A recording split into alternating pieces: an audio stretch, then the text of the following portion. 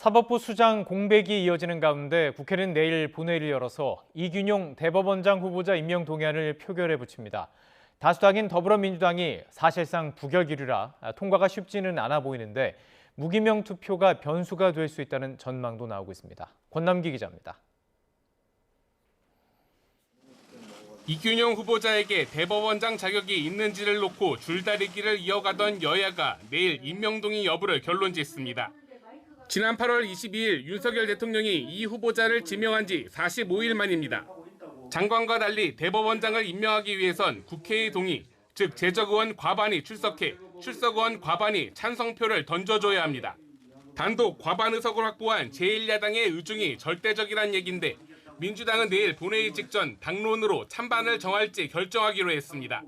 하지만 전반적인 기류는 사실상 반대로 기운 모습입니다. 앞서 인사청문특위 소속 야당 의원들은 이 후보자와 가족의 재산 형성 과정 등을 지적하며 부결을 호소했고 당 지도부에서도 부적격 인물이란 말이 나왔기 때문입니다.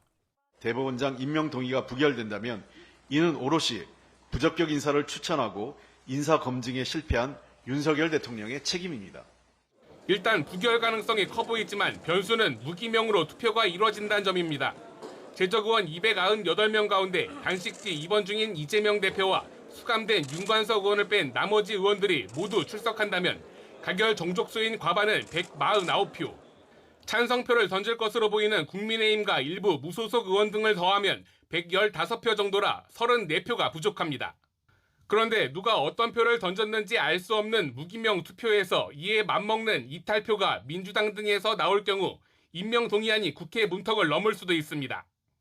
국민의힘은 대법원장 공백 사태로 전원합의체 구성이나 법관 인사 등 사법부 기능 일부가 마비되면 결국 국민 피해로 이어진다며 가결을 호소했습니다.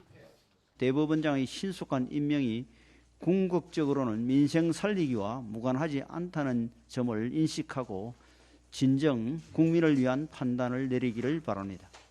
이균용 후보자 역시 입장문을 통해 논란이 된 비상장 주식을 가장 깨끗한 방식으로 처분하겠다며 봉직 기회를 달라고 거듭 몸을 낮췄습니다.